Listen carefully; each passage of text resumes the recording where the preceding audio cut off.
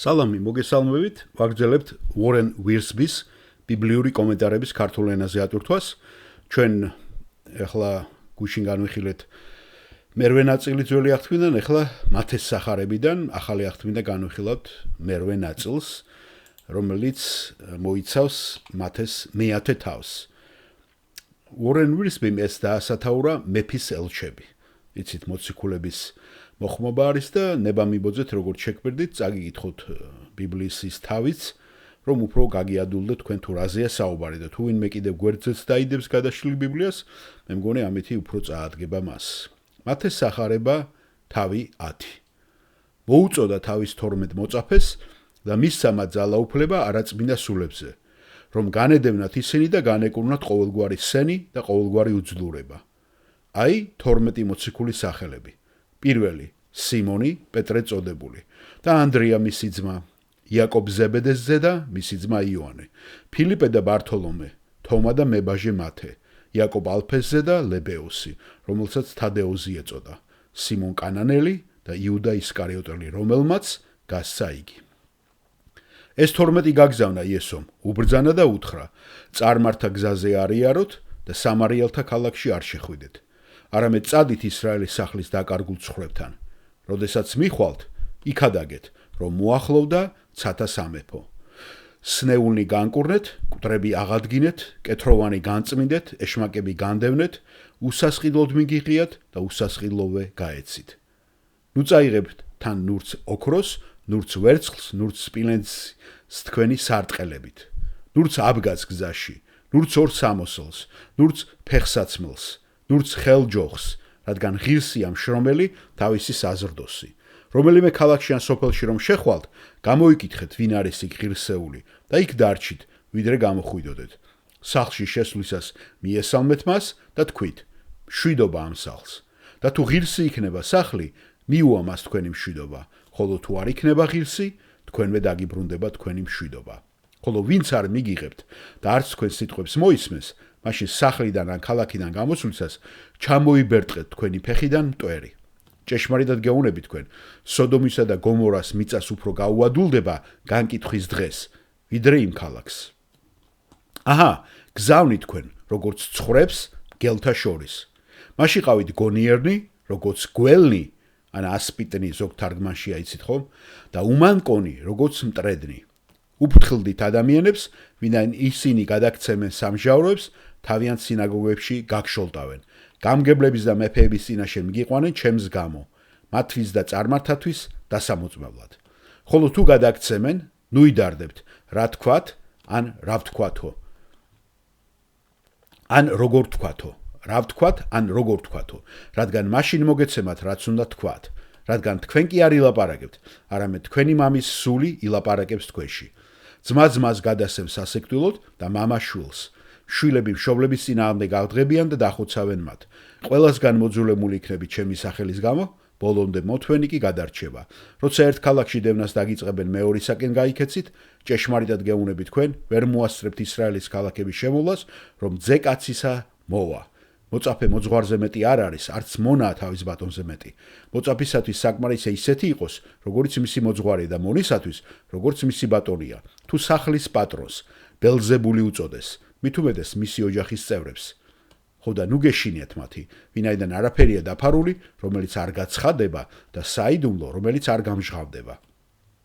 რასაც სიბნელეში გეუბნებით, სინათლეზე ილაპარაკეთ და რასაც ჩურჩულით მოისმეთ, ერდოებზე იქადაგეთ. ნუ გეშინიათ მათი, ვინც სხეულს კლავს, სულის მოკლა კი არ შეუძლია. უფრო მეტად იმის გეშინოდეთ, ვისაც სულის დაღუპად შეუძლია და სხეულისაც გეენაში. განა ორი ბეღურა ერთ ასარად არ იყიდება და არც ერთი მათგანი არ ვარდება მიწაზე თქვენი მამის ნების გარეშე. თქვენს თავზე კი თმებიც მთლიანად დათვლილია. ნუ გეშინიათ, ბევრ ბეღურაზე უკეთესნი ხართ. ამიტომ ყველას, ვინც მე მაღიარებს ადამიანთა წინაშე, იმას მეც ვაღიარებ ჩემი ზეციერი მამის წინაშე. ვინც უარყოფს მე ადამიანთა წინაშე, მას მეც უარყოფ ჩემი ზეციერი მამის წინაშე. ნუ გონიათ, რომ მშვიდობის მოსატანად მოვედი დედამიწაზე. მშვიდობის კი არა, מחვილის მოსატანად მოვედი. რადგან მოვედი, რათა გავყო კაცი თავის მამისაგან, ასული თავის დედისაგან და რძალი თავისი დედამთილისაგან. კაცის მტრები კი მისი ოჯახის წევრები იქნებიან. ვისაც მამა ან დედა ჩემზე მეტად უყვარს, ის არ არის ჩემი ღირსი. ვისაც ძე ან ასული ჩემზე მეტად უყვარს, ის არ არის ჩემი ღირსი. ვინც არ აიღებს თავის ჯვარს და არ გამომყვება, არ არის ჩემი ღირსი. ვინც პოვებს თავის სიცოცხლეს, დაკარგავს მას, ხოლო ვინც ჩემთვის დაკარგავს თავის სიცოცხლეს, პოვებს მას. ვინც თქვენ ღებულობთ, მე მღებულობს, ხოლო ვინც მე მღებულობს, ჩემს მომავლინებელს ღებულობს. ვინც წინასწარმეტყველის სახელით ღებულობს წინასწარმეტყველს, წინასწარმეტყველის საზღაურს მიიღებს. და ვინც მართლის სახელით ღებულობს მართალს, მართლის საზღაურს მიიღებს. ვინც ერთს ამ მცირეთაგანს, თუნდაც ერთი სასმისის ცივ წყალს დაალევინებს მოწაფის სახელით, ჭეშმარიტად გეუბნები თქვენ, მას არ დაიკარგება თავისი საზღაური. ეს არის მათეს მეათე თავი და ეხლა ჩვენ შევუდგებით ამის კომენტარების, უორენ ურბისის კომენტარების თქვენთვის მოწოდებას. მეფის ელჩები. ხსნის საქმის შესრულება მხოლოდ იესო ქრისტე შეეძლო და ის ამას მარტო აკეთებდა. მაგრამ ამ ხსნის დამოწმება მის ხალხს შეეძლო, რომლებიც მან აირჩია. მათ ვინც მას მიენდო და ისინი ვინც მან გადაარჩინა. ამიტომ მეფის ელჩები სჭირდებოდა, მეფეს ელჩები სჭირდებოდა მისი უწყების გასავრცელებლად. და დღესაც, დღემდეც მას სჭირდება ესეთი ელჩები.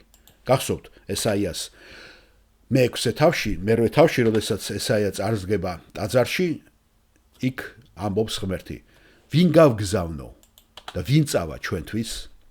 საკმარისი არ არის, რომ მუშებისათვის ჩვენ ვილოცოთ. გახსოვთ ეს მათეს სახარებას 9-ში, როდესაც იესომ მოუწოდა, რომ ელოცათ.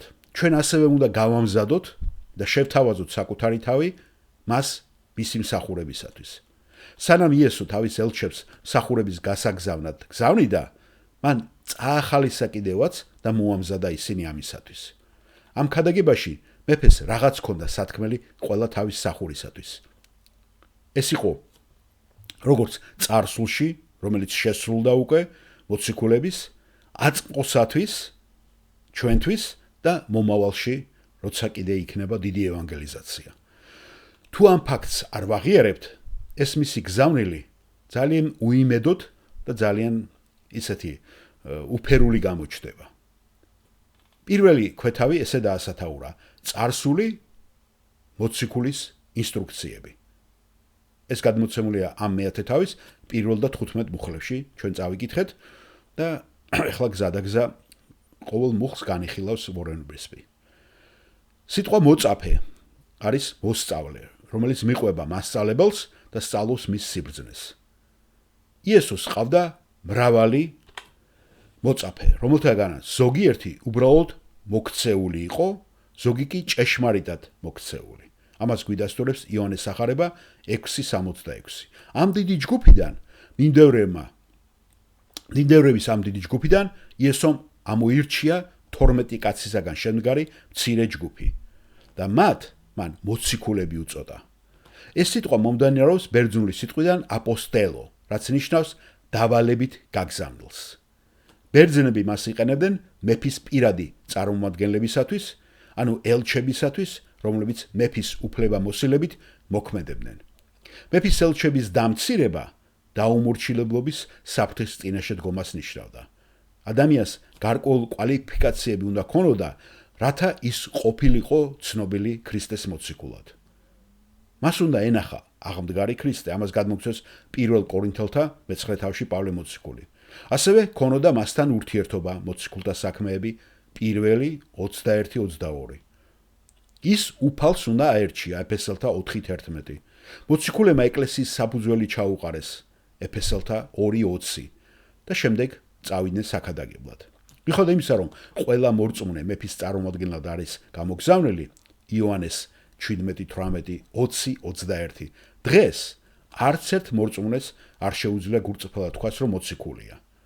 დიახ, ჩვენ ყველანი, ვიც ქრისტეს მოწაფეები ვართ, ჩვენ წარგზავნილები ვართ. მაგრამ იმის თქმა, რომ ვინმე მოციქულია დღესაც, ეს უკვე არ არის სწორი. რადგან პირველ რიგში არც ჩვენთაგანს არ უნახავს აღმდგარი ქრისტე, რომელსაც პეტრე გადმოგცემს 1 პეტრეს 1:8. ისინი ხელით ეხებოდნენ, მათ ნახეს იესო ქრისტე.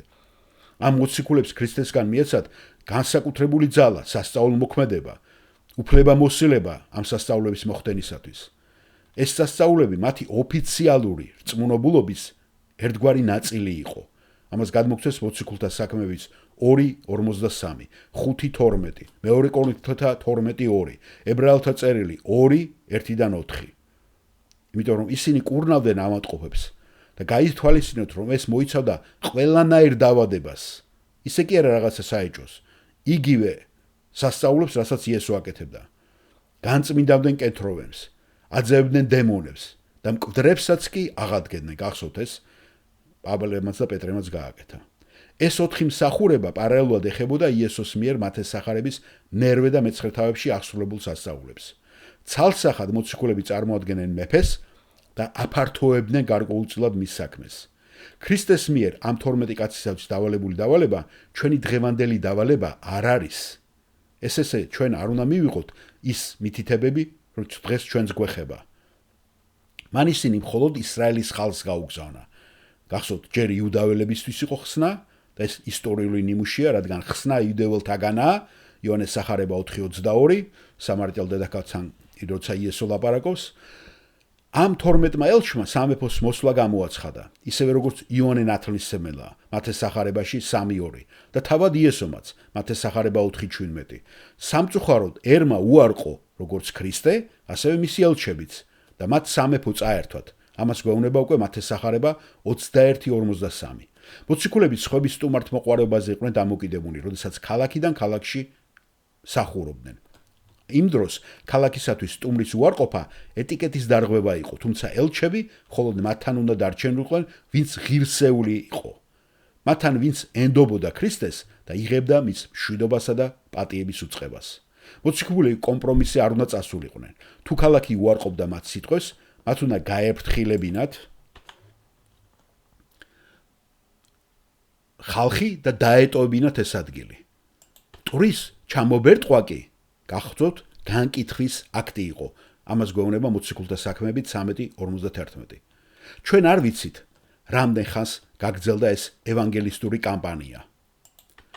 თავად იესო, გახსოვთ, გავიდა საქადაგებლად მათესახარება 11:1.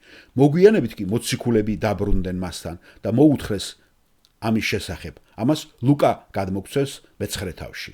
ასევე მარკოსში ნათქვამია მე-6 თავში, რომ იესომ კაცები წყვილ-წყვილად გაგზავნა, რაც ხსნის იმას, თუ რატომ არის მათი სახელები წყვილ-წყვილად ჩამოთვლილი ამ სახარებაში მე-10 თავის მეორე და მე-4 მუხლებში. გამოცხადების 21 თავში მე-14-ში ნათქვამია, რომ მოციქულების სახელები ზეციური კედლების საძირკველში იქნება დატანებული. იუდას სახელი, რა თქმა უნდა, შეიცვლება მატათიათი. მოციქულთა საქმეებში ის არჩეული იქნა იუდას ნაცვლად. ამას გადმოგცეს მოციქულთა საქმეების პირველი თავის 26 მუხლი კენჭის ყრით მატათია იქნა არჩეული.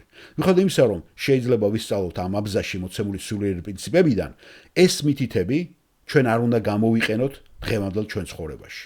უფლის ჩვენდამი დავალება მოიცავს მთელ სამყაროს, ამას გვეუბნება ბოლოს მათესახარება 28 თავი, დიდი კომისია, რასაც ქვია დიდი წარგზავნა, მე-9-დან, მე-19-დან მე-20 თავის მუხლების ჩათვლით, 22 თავში. და არა მხოლოდ ისრაელს მოიცავს ის. ჩვენ ქადაგებთ ღვთისმადლის სახარებას, იაქცეთ ყურადღება, მოციქულთა საქმეებში 20-24-ში, ჩვენი უწყება დღეს ქრისტე უკვე მოკვდა ჩვენი ცოდვებისათვის და არა მხოლოდ რომ ცათასასუფეველი მოახლოებულია. მეფე უკვე მოვიდა, ის უკვე დაიტანჯა, ის უკვე მოკვდა და აღდგა მკვდრეთით. ახლა ის თავის ხსნას სთავაზობს ყველას, ვინც კი მას ირწმუნებს. შემდეგ ქვეთავე არის მომავლის მოწაფეებისათვის. ჩვენ განვიხილეთ წარსული, ეხლა მომავლის მოწაფეებისათვის ინსტრუქცია. ამ ნაწილის ატმოსფერო განსხვავდება წინა ნაწილისაგან. აქ უფალმა ისაუბრა დევნაზე, მაგრამ ჩვენ არა გვაქვს ჩანაწერი, რომ 12 როგორღაც იდევნებოდა და იტანჯებოდა ამ მოგზაურობის დროს. იესომ ასევე ისაუბრა წარმართებისთვის მსახურებაზე. ამ თავის, მათესახარების მე-10 თავის მე-18 მუხლში. სულიწმინდა არ იყო მოცემული, მაგრამ იესომ ისაუბრა სულზე, რომელიც მოლაპარაკე იქნებოდა მათში. მათ ეს 10-22 როგორც ჩანს მიუთითებს სოფლიო მასშტაბით დევნაზე, მაგრამ მოციქულები მსახურობდნენ მხოლოდ საკუთარ ქვეყანაში და ბოლოს მათ ეს 23 საუბრობს უფლის დაბრუნებაზე, რაც რა უნდა თქვათ ამბოლნების მომავალში გადატანას ნიშნავს. რთულია გაიქცა იმ დასკვნას, რომ ეს ინსტრუქციები, ეს ნაწილი ეხება მის მოწამეებს მომავალში. მაგრამ რომელ დროზეა ლაპარაკი მომავალში? გარკვეულწილად ზოგიერთი ეს მოვლენა მოხდა მოციქულთა საქმეების წიგნში, გვახსოვს ჩვენ, ხომ? მაგრამ იესო ქრისტე იმ დროს არ დაბრუნებულა. მოციქულთა საქმეების წიგნში მსახურება არ შემოიფარგლებოდა, გახსოვთ, მხოლოდ ისრაელის ქალაქებით. როგორც ჩანს, ამ ნაწილში აღწერილი პერიოდი მჭიდროდ ემთხვევა იესოს მიერ აღწერილ დიდი ურვის, დიდი გასაჭირის პერიოდს. გახსოვთ ზეთისხილის მთაზე ქადაგება, მათ ეს 24 თავი. სინამდვილეში განცხადება, ვინც ბოლომდე გაუძლებს ის გადარჩება. ნამდვილად ჩვენი უფლის წინასწარმეტყველური ქადაგება, შემდეგ უკვე მათ ეს 24 თავში. მარკოზის 13 ზუსტად ამას გადმოცემს და იმეორებს. ასე რომ მათ ეს ამ მე-10 თავში, მე-13 მუხლში ნახსენები, ვინც ბოლომდე გაუძლებს გადარჩება, ეს არის ზუსტად წინასწარმეტყველება მომავალს. ეს არ ეხება იმ ადამიანს, რომელიც ხსნილი არამედ იმათ, ვინც დევნას ატანას და ერთგულებას ბოლომდე გაუძლებს. თუ ეს ინსტრუქციები მომავალ გასაჭირს ეხება, ადვილად შეგვიძლია გავიგოთ, რატომ თქვა იესომ ამდენი სიძულვისა და დევნის შესახებ. გასაჭირის პერიოდი წინააღმდეგობის დრო იქნებოდა. ღვთისმსახურები იქნებიან ცხრებივით გლებს შორის. ისინი უნდა იყვნენ კაცრები, მაგრამ ამავე დროს გულკეთილები. ეს წინააღმდეგობა წამოვა ორგანიზებული რელიგიიდან. ამას გვეუბნება ამ თავის მე-17 მუხლი. ასევე მთავრობიდან, იგივე თავის მე-18 მუხლი და ოჯახიდანაც ამ თავის 21 მუხლი. ხედავ იმისა, რომ სოფლიოში გაფანტული მორწმუნეები დღეს განიცდიან ამ დევნის ნაწილს, ეს მიუთითებს, რომ ეს წინააღმდეგობა სოფლიო მასშტაბით იქნება, სრულიად. რელიგია ყოველთვის დევნიდა ჭეშმარიტ მორწმუნეებს. მოციქული პავლეც კი დევნიდა, გახსოვთ ეკლესიას, როდესაც ის მხოლოდ ტარსოსელი სავლე იყო, სანამდე მოექცეოდა. ეკლესიის ისტორია ცხადყოფს, რომ ორგანიზებული რელიგია, რომელსაც არ აქვს და არ იღებს სახარებას, ეწინააღმდეგებოდა მამაკაცებს და ქალებს, რომლებმაც გაბედეს და თამამად დაამოწმეს იესო ქრისტეს შესახებ. მათ ეს სახარების მე-10 თავის მე-18 მუხლი ამბობს, რომ მთავრობაც კი მიიღებს მონაწილეობას დევნის ამ პროგრამაში. წინასწარმეტყველური წმინდა წერილები გვასწავლის, რომ უკანასკნელ დღეებში მთავრობა და რელიგია ერთად იმუშავებენ მსოფლიოს გასაკონტროლებლად. ანტიქრისტეს დროს. გამოცხადების მე-13 თავი აღწერს გასაჭირის პერიოდს, როდესაც მსოფლიო მართველი ანტიქრისტე აიძულებს მსოფლიოს, რომ თაყვანისცენ მას და მის ხატებას. ის გააკონტროლებს მსოფლიო რელიგიას, ეკონომიკასა და მმართველობას და ის სამივეს გამოიყენებს ქრისტიანების დევნისათვის, ვინც ერთგული იქნება ქრისტეს მიმართ. ასევე იქნება ოჯახური სიყვარულისა და ერთგულების ნაკლებობა, გაქრობა. და ამას აგვიღწევს ბოლო ჟამის ნიშნები მეორე ტიმოთეს წერილი მე-3 თავის მე-3 მუხლი. იესო ციტირებს მიქა წინასწარმეტყველს მე-7 თავის მე-6 მუხლს ამ საკითხის დასამტკიცებლად, ამ სახარების, მათეს სახარების მე-10 თავის 21 მუხლში. ასე რომ სამი ინსტიტუტი, რომელიც ღმერთმა დაარსა ამ ქვეყნად, ეს იყო სახლი, ანუ ოჯახი, ადამიანური მმართველობა, პოლიტიკური მმართველობა და ეკლესია, რელიგია. უკანასკნელ დღეებში ეს სამივე ინსტიტუტი დაუპირისპირდება ჭეშმარიტებას. მისი ხელშეწყობის ნაცვლად ისინი დევნას დაუწყებენ ამ ადამიანებს. მაგრამ გასაჭირის პერიოდი ასევე იქნება შესაძლებლობის დრო, რომ ძალიან ბევრი ადამიანი გადარჩეს. მორწმუნეებს შეეძლებათ გამგებლებისთვის, მეფეებისთვის ქადაგება. ამას გვეუბნება ჩვენ ეს წავიკითხეთ, ხომ? ამას აკეთებდა პავლე მოციქულიც. მათი მტრები შეეცდებიან, რომ შეცდომაში შეიყვანონ, მაგრამ ღვთისმსული ასწავლის მოწმეებს თუ რა უნდა თქვან. დღეს მორწმუნეება არ უნდა გამოიყენონ ეს მათეს ადგილი საბაბად, რომ არ შეისწავლონ ღვთის სიტყვა და ბიბლია. თითქოს და მათზე სულიწმიდა გადმოვა და ისინი სულიწმიდით ილაპარაკებენ, რაც შვევიათ ძალიან ბევრ სექტებს. არამედ დღეს ჩვენ გვჭირდება შესწავლა ღვთის სიტყვისა, რომელიც დაწერილია და მოცემულია ჩვენთვის. რათა ქადაგება მოამზადოთ. ეს მუხლები აღწერს საგანგებო სიტუაციას და ისინი არ წარმოადგენენ ღვთის რეგულარულ ნიმუშს დღევანდელი მსახურებისათვის. მოციქულების დროსაც კი სულიწმინდა მათ გზავნილებს აწვდიდა, როდესაც ისინი მტრებს უპირისპირდებოდნენ. მოციქულთა საქმეები 4:8. სულიწმინდის ეს უჩვეულო მსახურება აშკარა იქნება დიდი ურვის პერიოდში. გასაჭირი იქნება წინააღმდეგობისა და შესაძლებლობის დრო, მაგრამ ასევე იქნება ვალდებულების დრო. მეფის ელჩებმა უნდა დაითმინონ ბოლომდე და ერთგულად შეასრულონ თავიანთი მსახურება. თუნდაც ეს მათ სიცოცხლე დაუჯდეთ. მიუხედავად ტანჯვისა და ოჯახური უარყოფისა, ქალაქიდან ქალაქში დევნისა, ლიდერების წინაშე განსაცდელებისა, მსახურები ერთგული უნდა დარჩენენ თავიანთი უფლის მიმართ. ღმერთი მათ მოწმობას სხვების მოსაგებად გამოიყენებს. გამოცხადების მე-7 თავში, გახსოვთ პირველ და მერვე მუხლებში მითითებულია, რომ 144,000 ებრაელი მოწმე ღვთის სიტყვას მთელ მსოფლიოში გაავრცელებს დიდი გასაჭირის დროს და შედეგად უამრავი ადამიანი მივა ქრისტესთან. ამას გვეუბნება გამოცხადების იგივე მე-7 თავის მე-9 მუხლი. უეჭველია მათეს სახარების მე-10 თავში მოცემული ეს სიტყვები, ძალიან ძვირფასი და მნიშვნელოვანი გახდება იმ დროის მოწმეებისათვის. ჩვენ დღეს შეგვიძლია ვისწავლოთ ამ სიტყვებიდან, ასევე მიუხედავად იმისა, რომ მათი ძირითადი ინტერპრეტაცია და გამოყენება ღვთის მსახურებს მომავალში ეხება. რაც არ უნდა რთული იყოს ჩვენი გარემოებები, შეგვიძლია წინააღმდეგობა ვაქციოთ დამოწმების შესანიშნავ შესაძლებლობად. შეგვიძლია მივენდოთ ღვთის სულს, რომელიც დაგვეხმარება გვახსოვდეს თუ რა გვასწავლა უფალმა.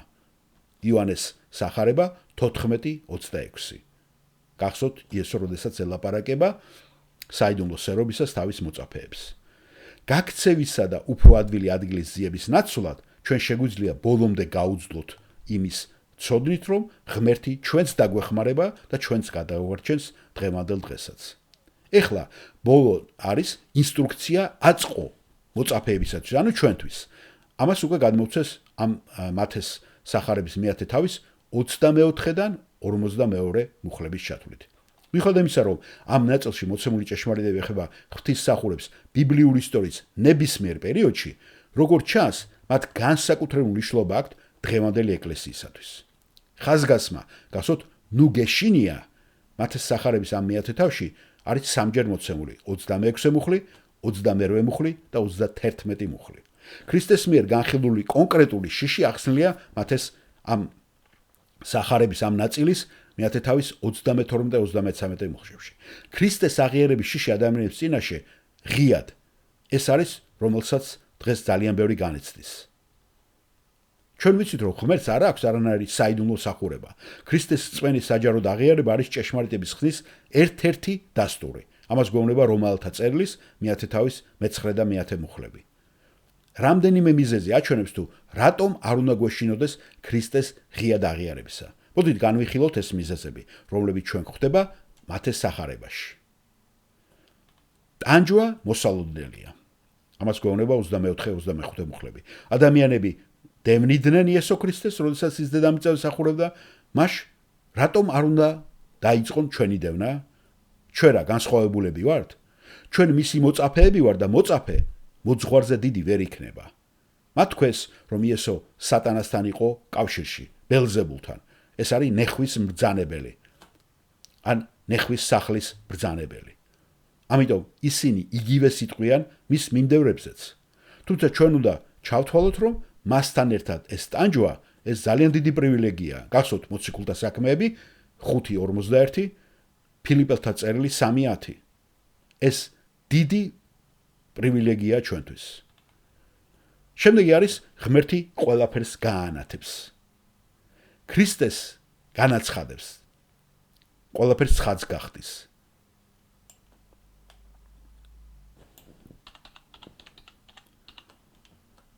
ქრისტეს მტრები იყვნენ საიდუმლო და მატყუარა.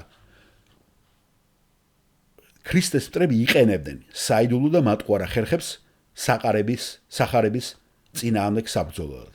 მაგრამ ჭეშმარიტი მორწმუნეები ღიად აფიქსირებენ თავიანთ მოწმობას და მამაცები არიან თავიანთ ცხოვრებაში და ასე ამოწმებენ იესო ქრისტეს შესახებ. ჩვენ არაფერი გვაქვს დასამალი. ფარულად არაფერი მithქვამს, გასვოთ იესომაც ეს განაცხადა იოანეს სახარების 18:20-ში.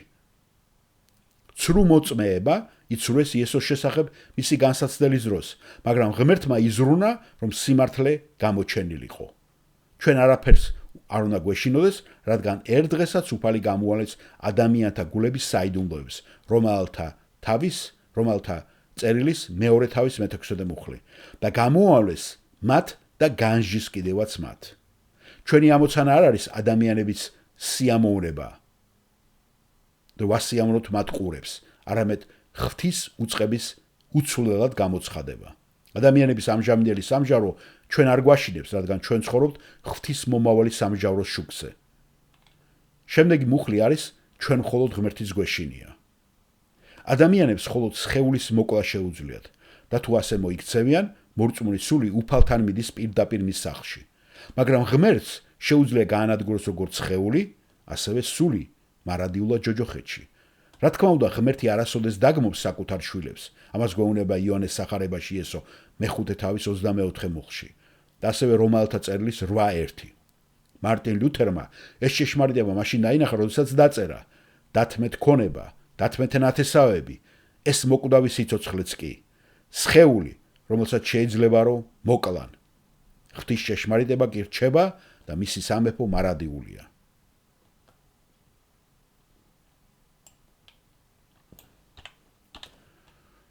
ადამიანს, რომელსაც მხოლოდ ღმერთის ეშინია, არასოდეს არ უნდა ეშინოდეს არც ერთი ადამიანის ადამიანთა ჯგუფის. ღვთის შიში არის ისეთი შიში, რომელიც ყველა სხვა შიშს აქრობს და თრგუნავს. შემდეგი არის ღმერთი ზრუნავს თავის საკუთარ ადამიანებზე. მუხლები 29-31. ბაზარში ბეღურების ყიდვა ძვირი არ ღირდა.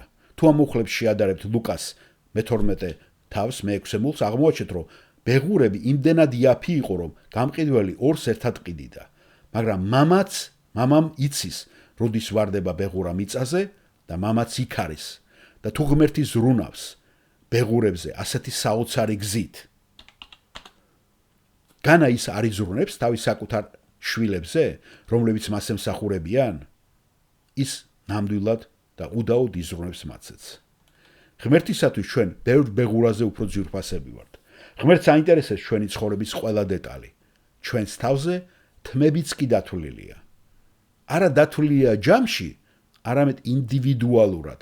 ღმერთი ხედავს, როგორ ვარდება ყოველი ბეღურა მიწაზე და ასევე ხედავს, თუ როდის ცვივა მისი შვილის ერთ-ერთი თმა მისი თავიდან.